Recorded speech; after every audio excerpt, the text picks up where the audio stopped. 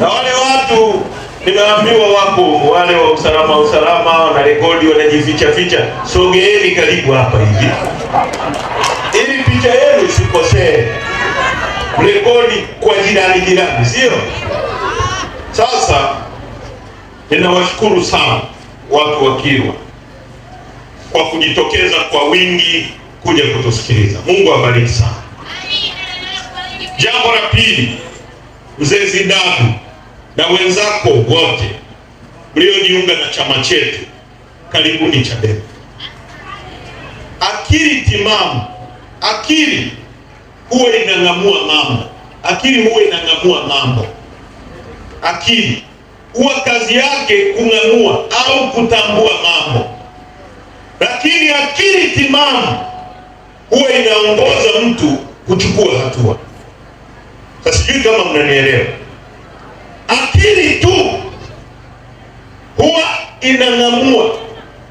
Akili inaweza kukwambia hiyo ni barabara, ukivuka hapo gari inapita utagongwa, lakini akili timamu ndio inakuzuia usivuke. Kwa utambuzi ni jambo moja, hilo linakuwa kwenye akili, lakini akili timamu inakwambia sasa chukua hatua fulani, vuka au usivuke. Hiyo ni akili timamu. Kwa Mzee Zidane na wenzenu mlikuwa na akili, lakini akili timamu imewaongoza kuchukua hatua ya kujiunga na chama sahihi. Tuunganishe nguvu, tusonge mbele, tubadilishe nchi yetu. Hiyo ni akili timamu. Sasa watu wa Kusini, nataka nizungumze kuhusu nyie kwa kidogo. Nitazungumza mambo matatu. Jambo la kwanza, wote tunajua, na mnisikilize, tunyamaze kabisa. Wote tunajua, wewe polisi unajua, watu wa usalama wa taifa walioko hapa wanajua, Samia mwenyewe anajua kwamba yeye hajachaguliwa na Mtanzania yoyote kuwa kiongozi wa nchi. Uongo kweli? Hakuna aliyemchagua. Kwa tuna serikali dhalimu iliyoua maelfu ya Watanzania na kujiweka madarakani. Walifanya mapinduzi ya ridhaa ya Watanzania. Katiba yetu ibara ya 8 inasema wananchi ndio msingi wa mamlaka na madaraka yote ya nchi hii, na serikali yoyote itapata ridhaa na mamlaka kutoka kwa wananchi kwa mujibu wa katiba hii. B, lengo kuu la serikali, lengo la nini kuu na uwepo wa serikali ni ustawi wa wananchi. Narudia, lengo kuu.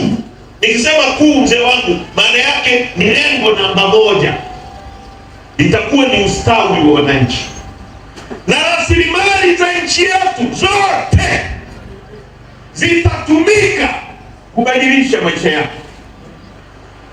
Kwa hiyo wananchi ndio msingi wa mamlaka.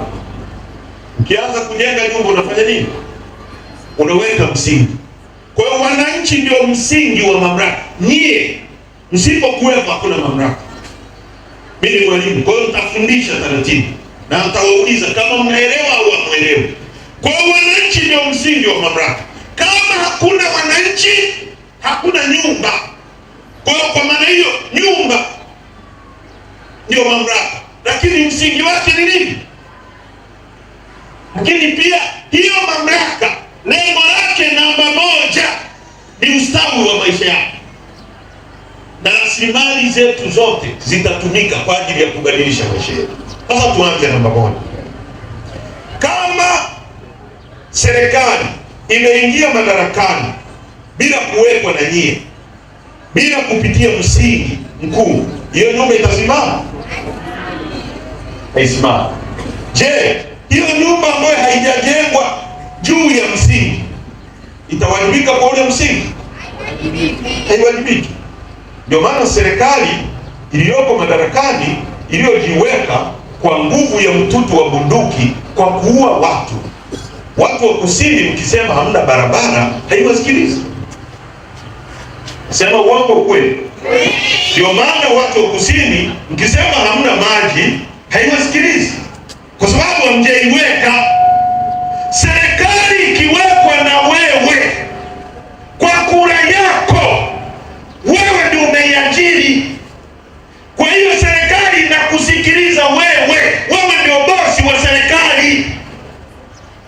Usipoiweka wewe haikusikilizi. Ndio maana nyie na watu wanaitwa wenye viti wa vijiji, wenye viti wa vitongoji, madiwani, wabunge, wanawasikilizani nyie. Huyo mbunge wa hapa anaitwa nani? Anaitwa nani? Mnamjua? Yupo, si ndio? Yupo, hana uhalali, hajachaguliwa, hamkupiga kura, yote tunayajua. Lakini anaitwa nani? Sijawahi mimi kumsikia. Kwa ukweli wa Mungu kabisa. Nilikuwa hapa siku ya kumzika mzee Mwenge. Wangapi mlikuwepo? Nafikiri wote tulikuwepo. Nilisema, basi ndio, kwamba mimi simjui. Na ukiwa mwanasiasa kama ufahamiki, wewe mwanasiasa takataka. Sababu kazi ya mwanasiasa pale bungeni, Mnyika anajua, mimi na Mnyika tumekuwa bungeni, tumekuwa na mzee Mwenge. Kila kiti cha mwanasiasa imewekwa maiki pale. Kazi yake ni kusema. Na ndio maana marehemu mzee Mwenge ulikuwa ukienda Tarime, jina la Mwenge lipo na Kilwa inasikika. Ukienda Tunduma, Mwenge anafahamika. Ukienda Kigoma, Zanzibar mpaka Kenya, Mwenge anafahamika. Kwa nini? Kwa sababu alitokana na nini? Na aliwawakilisha wakati mgumu kabisa wa Magufuli, ambaye alikuwa akipita majani yanatikisika. Wabunge wengi walivunja mkia wakaingiza huko, wengi waliufyata mdomo. Pale tulibaki mashine chache ambazo tulikuwa tunamwambia Magufuli, wewe sio Mungu, ni binadamu kama sisi, usitutishe. Sembuse huyu mama, tunamwambia Magufuli. Watu waliuawa msikitini, uongo kweli? Waliuawa watu. Mwenge alisimama bungeni. Wakati ule ilikuwa hatari kuongelea mauaji ya Mkilwa. Alisema kwa sababu anajua nisiposema walioniajiri wataniuliza. Kwa nini siseme? Sasa hao wanasiasa takataka wanaojiweka kwenye mamlaka sio yao, wanakula fedha ya damu, wanajiita wabunge, hawawezi kuzungumza hata kuhusu barabara ya kusini. Mimi nimetoka Dar es Salaam jana, mashimo kwenye hiyo barabara utafikiri lile nini la kuchezea bao, sio? Kila sehemu tobo, ukikwepa hii gari inapiga hapo, ukikwepa hii gari inapiga hapa, inapiga. Uongo kweli? Kwa sababu msingi wa mamlaka ya wananchi umepokwa kwa damu na watu wakauawa. Leo wanatukanana wenyewe. Mkuu anamwita msaidizi wake Yuda. Utawala umefitimika, utawala uliomwaga damu na utafitimika zaidi. Kwa hiyo ndugu zangu, tumekuja kwenu kuwaambia jambo la kwanza. Mauaji yaliyofanyika kwenye nchi hii tarehe 29 Oktoba, tarehe 30 na kuendelea, damu ya Watanzania hao haitanyamaza, na damu yao waliuawa wakiwa wanapigania mageuzi itatumika kama divaji ya kuandika katiba mpya itakayowaletea watoto wenu hawa maendeleo ya nchi yetu. Na hatutanyamaza. Nimesema tena na tena, tutanyamaza tukiwa makaburini. Lakini vile vile tusitishane nchi. Sisi wengine tunatoka kwenye familia na tuna watu.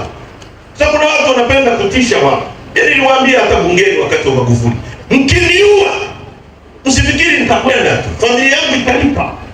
Haiwezekani mnaua watu. Kila anayehoji anapotezwa. Balozi Humphrey Polepole, katibu mwenezi wa CCM, elected officer, amechukuliwa nini? Haijawahi kusema chochote. Sisi Polepole sio mwenzetu, lakini sheria za nchi hii ziko wazi. Kama unakosa ukamatwa na askari, wakwambie kosa lako ni nini, upelekwe mahakamani, ushtakiwe. Kama unafungwa ufungwe, familia yako ijue baba yetu yuko pale anatumikia kosa hili. Fikiria, hebu wewe mama fikiria, wewe mzee, kijana ulioko hapa fikiria, unakwenda nyumbani, baba yako anachukuliwa, anaondoka, hujui amekufa, hujui yuko hai, uomboleze, ulie, ufanye nini? Hebu fikiria hiyo anguish ambayo familia inawekwa ndani yake. Fikiria, tulimzika hapa mzee Bwenge, wote tunajua kwamba hapa amezikwa mzee Bwenge. Mungu alivyotuumba, tumesahau, tumeendelea, tutamkumbuka kwa sababu tunajua hili. Fikiria mzee Bwenge angetekwa leo, hali ya watu wa Kilwa ingekuwa, mnafikiria sio atarudi, sijui yuko hai. Fikiria mama yake Polepole, fikiria mke wa Mdude Nyagali, fikiria mama mtoto mmoja anaitwa Deogratias Soka, mwenyekiti wetu wa vijana Temeke. Babake amekufa, akamwacha mama yake. Siku mama yake anajifungua akafa, yule mtoto akabaki peke yake kutoka kwenye hilo tumbo. Amelelewa na bibi yake, amekuwa, amekuja ametekwa. Bibi yake analia, anasema jamani, niliachi hili ni alama ya mtoto wangu, ni uweni nini, mrudisheni Soka. Leo tunazungumza ni mwaka mmoja na nusu, Soka hajulikani. Serikali gani ambao watu wake wanaishi kwa hofu? Hatuna uhuru. Vyama vingi vimeruhusiwa ili tujadiliane, tusugue mawazo. Wewe una wazo bora, wewe watawala, wananchi wakuunge mkono. Wewe subiri, angalia wanachofanya, kosoa, wananchi wakikuamini wakupe. Leo tunatekwa kwenye nchi yetu wenyewe. Wakina Kinjekitile wale walimwaga damu zao kwa sababu gani kama sio kupigania uhuru ili tuseme kama leo tunavyosema? Kwa nini? Sisi watu wa Chadema kuhusu mauaji ya tarehe 29 yaliyofanywa na polisi wa nchini kwa maagizo ya yule aliyesema hakuna nywinywi wala nywenwanwa, hatutanyamaza. Aliwaambia majeshi kwamba majeshi jiandaeni. Jeshi linajiandaa kufanya nini kwenye uchaguzi? Alafu wanafikiri wanaweza kutisha kila mtu, si wanaunda tume, si wanafikiri hata Lissu, wanakamata Lissu. Lissu, mtu aliyepigwa risasi 16 bungeni, amepona.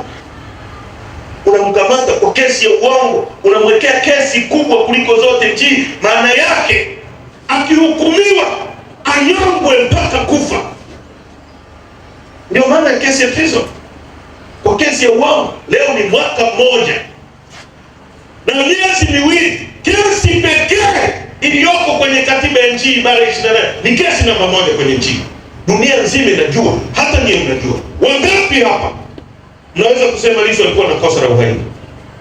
Wangapi mnasema kosa la Lissu ni la uongo? Nyosha mkono tu. Nyosha mkono tu. Kama Tanzania nzima inaelewa kwamba kosa la Lissu linakubambikiziwa, ni la uongo, ni kesi ya uongo, leo mwaka mmoja na miezi miwili yuko ndani. Hivi lolote likimtokea Lissu akiwa gerezani, wanatuambiaje kama sio kuchochea machafuko?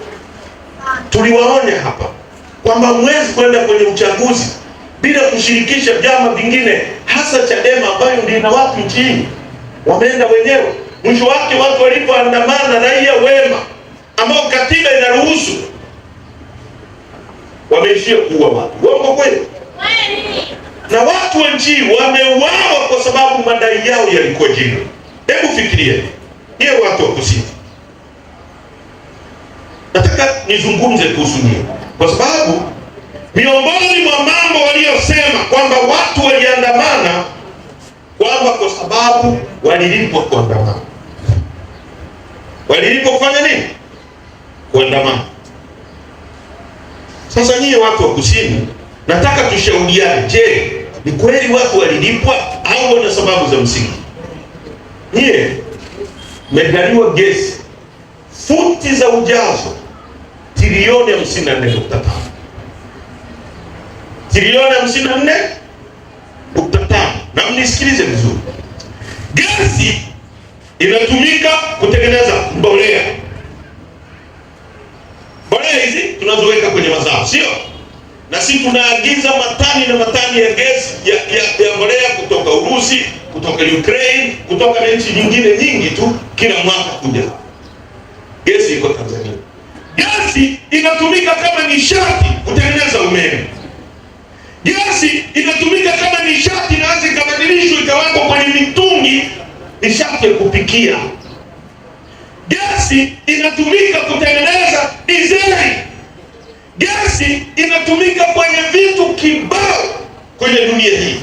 Kwa gesi ni rasilimali muhimu sana kwenye uendeshaji na uwepo wa binadamu, kwenye magari, kwenye nyumba, kwenye kila kitu gesi inatumika.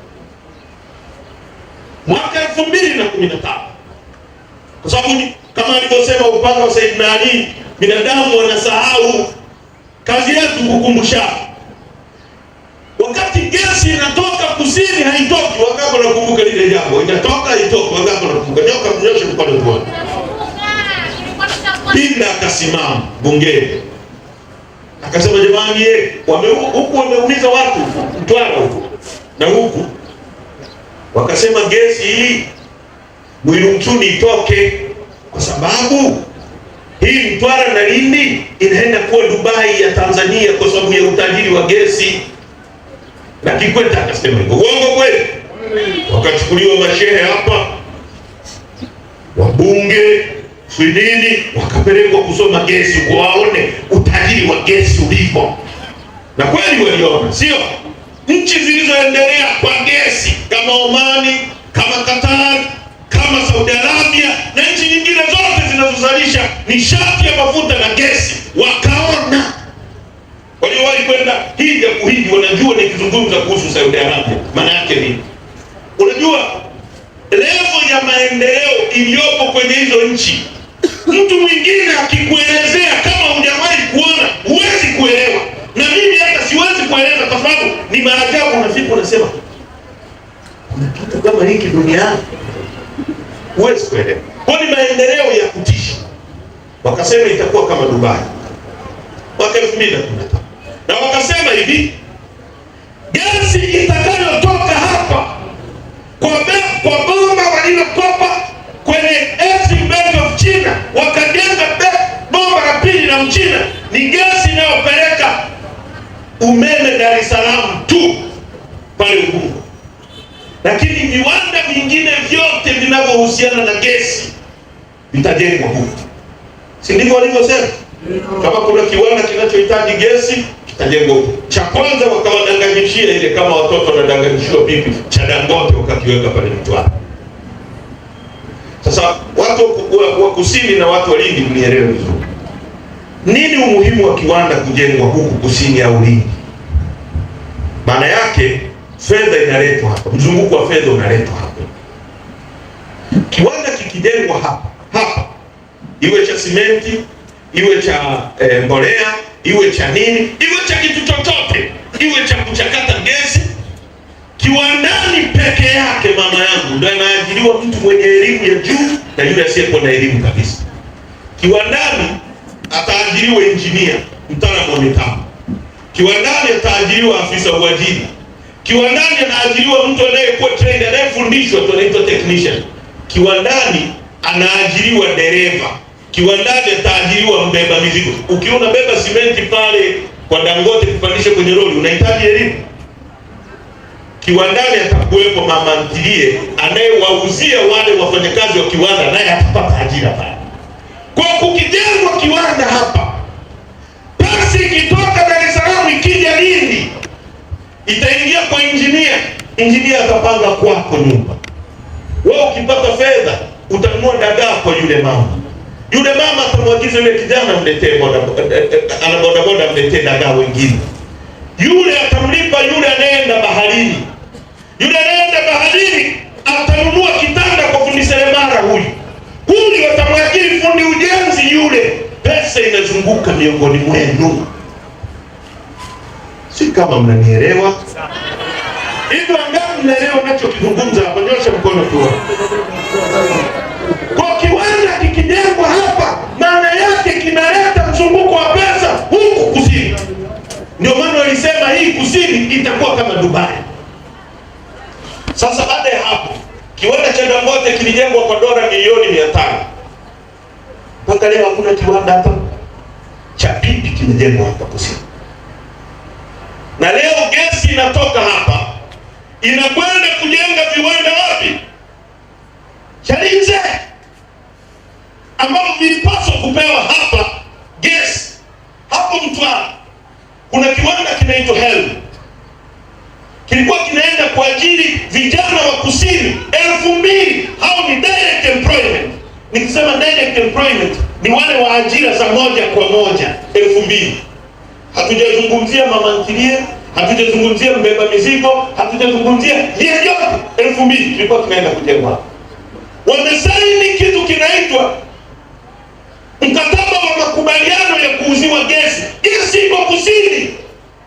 Wanaenda kuwekeza dola za Kimarekani milioni 650, ambayo ni zaidi ya trilioni 1.2. Wamenyimwa gesi. Hiyo ni hujuma kwa watu wa kusini, sio hujuma kwa watu wa kusini? Mimi nataka tuka, kama hamtaki niseme niseme. Mimi nataka twende pamoja. Hiyo hujuma kwenu au sio hujuma? Kwa sababu gesi iko huku tangu 2013. Mmeambiwa gesi itakayotoka hapa ni ya umeme tu, lakini viwanda vyote vitajengwa hapa. Kiwanda kiko pale, wamekubaliana, wamepewa eneo, wamelipa fidia eneo zaidi ya eka 1150 wamelipwa. Wanahitaji serikali iwape uhakika waanze kutengeneza pale mtambo. Wamenyimwa nafasi. Hicho kiwanda cha kwanza. Kiwanda cha pili ambacho kilikuwa kinakuja kujengwa pale kwa ajili ya kutengeneza mbolea. Hiyo mbolea ambayo tunaagiza kutoka Urusi, kutoka wapi, na chenyewe kimenyimwa gesi. Wamesaini mkataba, sasa tuwekeeni gesi tuendelee. Hakuna gesi. Hii kusini, nyie mnalima ufuta. Wango kweli? Hasa Lindi, mkoa wa Lindi. Nchi hii inazalisha ufuta tani 250,000 kwa mwaka. Lindi peke yake inazalisha tani 90,000 kati ya tani 250,000 kwa mwaka. Mkoa wa Lindi peke yake. Na mkoa wa Lindi unatoa ufuta bora duniani, unaitwa white ginseng. Mkoa wa Lindi tani 90,000. Kwenye kila kilo moja ya ufuta mnayozalisha, kila kilo moja ya ufuta, serikali inachukua kodi. Hebu naomba simu yangu. Mambo kwa evidence. Nimempa nani simu yangu? Nani nimempa simu yangu? Wewe unakaaje huko mbali na simu yangu? Kwenye kila kilo moja ya mkulima, wewe umelima mwenyewe, umepalilia mwenyewe, mbegu mwenyewe, kuvuna mwenyewe, na kazi ya ufuta ngumu. Uongo kweli? Wakati mnalima ufuta, haraka nisije nikazungumza hapa kumbe hamlimi ufuta. Kwenye kila kilo moja ya ufuta, kwenye kila kilo moja ya ufuta, serikali inachukua kodi 11. Kodi tozo hizo 11. Hiyo ni mbali na kitu kinaitwa SES. Yaani serikali imeanzisha COPRA. COPRA ni shirika la serikali lenyewe ndio linafanya kazi hiyo. Lakini nyie kodi zenu ndio zinawalipa wafanyakazi wa COPRA tu nini? Alafu wao wanachukua tena pesa kwenu. SES 3%. Kwa hiyo kwenye kila kilo moja ukichukua zile tozo 11, ukachukua na SES ya 3%, kwenye kila kilo moja serikali inachukua karibia shilingi 540 na kitu ya ufuta kutoka kwa mtu maskini. Na wewe umelima ufuta, mwaka jana ufuta ulikuwa shilingi 3,600. Uongo kweli? Ulifika 3,000 ngapi? Au kufika 3,000? 2,600. na sasa hivi umepungua kidogo mpaka 2100, si ndio? Sasa kwenye kila kilo moja wao wanachukua shilingi 540. Walikusaidia kupalilia wao? Walikusaidia kuandaa shamba? Kukatia? Kunini? Kung'olea walikusaidia? Wao wamekaa, wewe unalima, watoto wako, baridi lako, kila kitu chako, manyoka. Leo nimeenda sehemu pale, nimekutana na nyoka hapo pale nilipolala pale. Kila kitu mwenyewe. Ukivuna tu hawa wanataka tozo shilingi 540. Sasa hebu fikiria, ukivuna kilo moja 540, kilo 10 1500, kilo 100 1054, kilo 1000 shilingi 540. Pesa ya mtu maskini. Na hiyo pesa wanachukua kwa sababu gani? Ili zikuletee maji, zikuletee umeme, zikuletee barabara, zikuletee kila kitu ambacho serikali lengo kuu la kwake ni ustawi wako. Sasa nyie mna maji hapa? Maji hapa. Watakwambieni maji hayo ya chumvi, si ndio? Na kweli ya chumvi. Sasa mimi waulizeni, si mnaijua Saudi Arabia? Saudi Arabia kuna mto, kuna ziwa kule jangwani kilichopo bahari kama ya kwenu, sio? Dubai kuna mti hata kama huu, jangwa, mchanga kama miti yote wanapanda mbolea, wananunua udongo kutoka Zimbabwe, wanapeleka kule kwa ndege, wanapanda, kila kitu wanafanya. Lakini jana maji ya chumvi kama Oman, Qatar, everywhere maji ya chumvi. Lakini hayo maji yanachukuliwa, yanawekwa kwenye mtambo unaitwa desalination, yanaondolewa chumvi, watu wote wanapata. Niya maji hayo hapo, kiwa hakuna maji. Uongo kweli? Alafu tuache hata hayo maji ya bahari. Tanzania kwa jinsi Mwenyezi Mungu alivyoijalia, nchi namba 1 Afrika kwa kuwa na maji mengi baridi duniani, Afrika nzima. Ziwa lenye kina lenye upana kuliko yote Afrika nzima inaitwa Ziwa Victoria. Liko wapi? Liko wapi?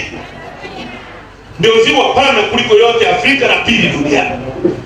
Ziwa lenye kina kirefu kuliko yote dunia nzima hii, la pili duniani, Tanganyika. Liko wapi? Liko wapi? Ukienda Kimbiji na Mpera hapo, maji ya chini ya chini ya ardhi, wamesema wakiyatoboa Dar es Salaam nzima ilitazama. Ndio sehemu yenye maji mengi ya chini ya ardhi kuliko sehemu zote duniani. Miaka 65 baada ya uhuru tunazungumza kuhusu maji. Nchi pekee yenye Tanzanite duniani. Haya, jambo la tatu kwenu watu wa kusini. Yesu mnalima korosho, si ndio? Mwaka 70 watu wa Vietnam, nchi ya Vietnam, walikuja kujifunza hapa kilimo cha korosho kweli kusini. Miaka ya 70. Leo ndugu zangu, nchi hii inaongozwa na watu wajinga sana, na ni bahati mbaya sana kwetu. Yaani umaskini wetu ni wa makusudi wa kutegemea. Ukisoma takwimu, mwaka jana watu wa kusini mmezalisha korosho tani 600,000. Tani 600,000. Korosho iliyobanguliwa na ikawekwa na mazao yake yote yakatumika, kati ya tani 600,000 ni 15% pekee ya tani 600,000. Na hiyo korosho ambayo ni 15% imeuzwa kwa dola za Kimarekani milioni 200, ambazo ni bilioni 500 kwa kilo. 5 kama na 40. 15%. Hiyo nyingine yote 85% imeuzwa ikiwa ghafi. Sasa korosho ikiuzwa ikiwa ghafi bila kuibangua, yote ile 85% imeuzwa kwa bilioni 500 milioni 500 dola za Kimarekani, ambazo ni sawa na trilioni 1.4. Sasa kama 15% tu imeuzwa ikiwa imebanguliwa, imeuzwa karibia bilioni 500 za Kitanzania. Ile 85% imeuzwa ikiwa nyingine imeenda Vietnam, imeenda wapi, imeuzwa kwa trilioni 1.4, mbele kidogo ya nusu. Maana yake nini? Unapobangua hapa, viwanda vya kubangua vitakuwa hapa, vitakupeni ajira. Viwanda vile vya kutengeneza zile chemicals kuzibadilisha kuwa mafuta zitakupeni ajira. Viwanda vile chini wanauza hivyo hivyo, imekwenda Vietnam, wao wamebangua na kupaki na kufanya nini, tani 760 kwa trilioni 16. Tani 600 trilioni 1.4. Vietnam tani 700, yani mbele kidogo ya tani 600 trilioni 14. Sasa mimi nikizungumza trilioni 14 sio kama mnaelewa. Bajeti ya Tanzania yote tumekopa, tumelia huko, unaenda Urusi huko, toa ndugu baba, tunaomba saidia maskini, wameenda Urusi huko. Tukiomba kila kitu, bajeti yetu trilioni 40. Korosho peke yake tungekuwa na watu wenye akili, ingetupa trilioni 14. Hatujagusa gesi. Hii ni nchi pekee duniani yenye madini yanaitwa Tanzania. Mnaelewa hii? Inapatikana pale Mererani. Lakini nchi inayouza Tanzanite kuliko zote duniani inaitwa India. Yaani Tanzanite haipatikani kwingine kokote duniani isipokuwa Tanzania. Lakini nchi inayouza kuliko zote inaitwa India. India, mnaelewa vizuri? Yaani hii ni nchi ambayo, hebu fikiria uongozi huu kwamba mwaka jana kuna kitu kinaitwa carbon nini ile carbon credit. Yaani nchi hizi duniani kubwa hizi za viwanda zinazalisha hewa ya ukaa, viwanda vinazalisha moshi, vinachafua.